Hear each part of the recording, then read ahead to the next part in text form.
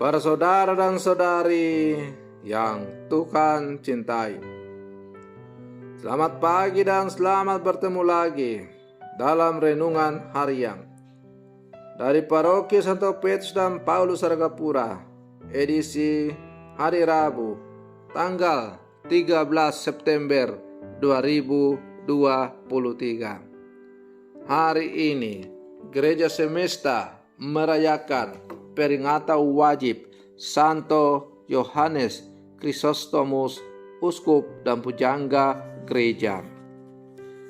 Mengawali hari yang baru ini, kita hendak mendengar dan merenungkan sabda Tuhan. Marilah sebelum kita mendengar dan merenungkan sabda Tuhan, kita berdoa. Dalam nama Bapa dan Putra dan Roh Kudus. Amin. Allah Bapa, sumber kebijaksanaan, Santo Yohanes Chrysostomus, uskupmu, Kau jadikan cemerlang dengan kefasihan, lidah, dan pengalaman dalam menanggung penderitaan. Kuatkanlah kami yang dibimbing oleh ajarannya untuk meneladan ketabahannya yang tak terkalahkan. Bersabdalah ya Tuhan, kami siap untuk mendengarkan. Terpujilah Engkau Bapa, Putra dan Roh Kudus, kini dan sepanjang segala masa. Amin. Para saudara dan saudari yang Tuhan cintai, sabda Tuhan yang hendak kita dengar dan kita renungkan untuk mengawali hari yang baru ini diambil dari Injil Lukas pasal 6 ayat 20 sampai 26. Tuhan bersamamu. Inilah Injil suci menurut Lukas. Pada waktu itu, Yesus memandang murid-muridnya lalu berkata, "Berbahagialah hai kalian yang miskin, karena kalianlah yang empunya kerajaan Allah. Berbahagialah hai kalian yang kini kelaparan, karena kalian akan dipuaskan. Berbahagialah hai kalian yang kini menangis, karena kalian akan tertawa. Berbahagialah bila demi Anak Manusia kalian dibenci, dikucilkan, dan dicela, serta ditolak. Bersukacitalah dan bergembiralah pada waktu itu, karena secara itu pula nenek moyang mereka telah memperlakukan para nabi.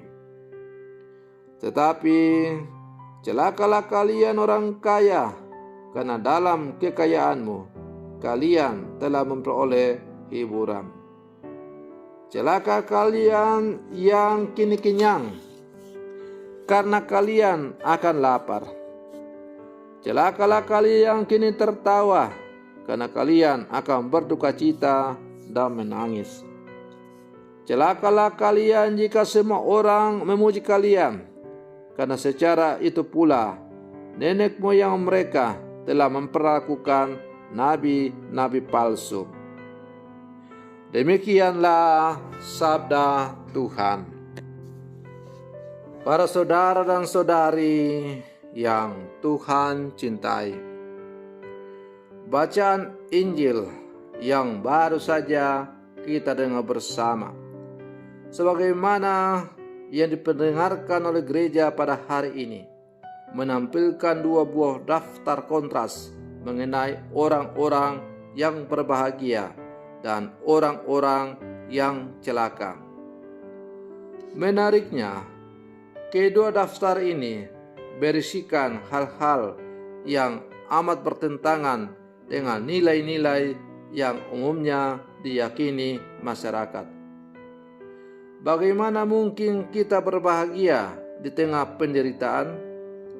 Bagaimana juga bisa dipahami Yesus mengutuk orang-orang yang hidup enak? Bukankah setiap orang merindukan kebahagiaan lahir batin?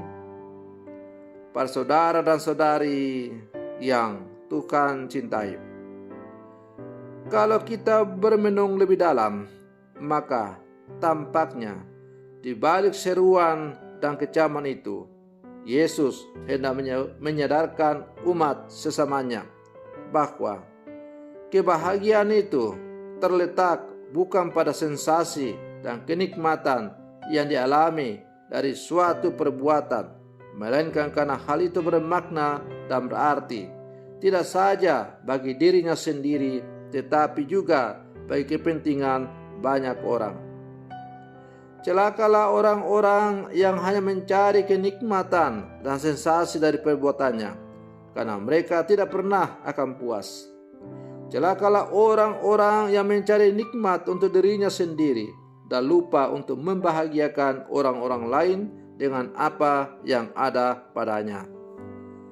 Para saudara dan saudari yang Tuhan cintai, seruan Yesus ini juga berlaku untuk kita yang hidup di zaman sekarang ini, yang merupakan orang-orang percaya, murid-muridnya yang baru.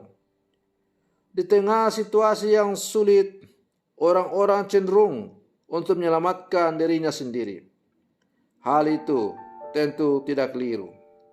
Akan tetapi, adakah kebahagiaan bagi kita jika hanya kita sendiri yang selamat? Bukankah lebih membahagiakan jika kita selamat bersama-sama?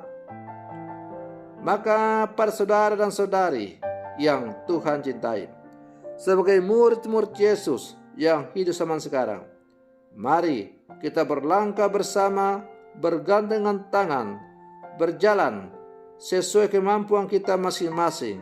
Kita saling menyelamatkan dalam hidup kita. Kita saling meneguhkan, saling mendukung, saling menolong, agar hidup ini akan terasa lebih indah karena kita selalu berjalan bersama dengan Tuhan. Dan dengan demikian, kebahagiaan sejati sungguh kita rasakan dan kita nikmati bersama karena kita selalu berjalan bersama dengan Tuhan.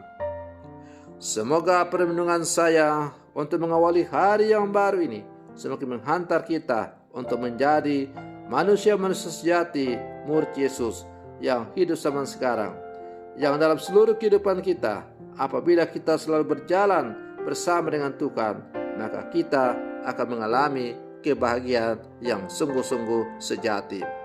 Selamat pagi, Tuhan Yesus memberkati.